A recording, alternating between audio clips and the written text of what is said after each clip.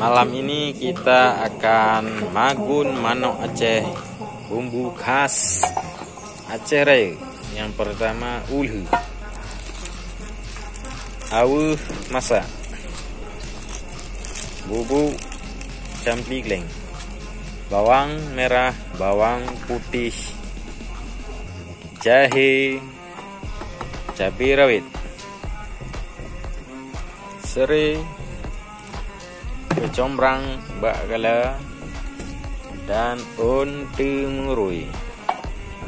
Oke, kita lanjutkan proses pembuatan manok Aceh masam keeng khas Aceh Rayeuk.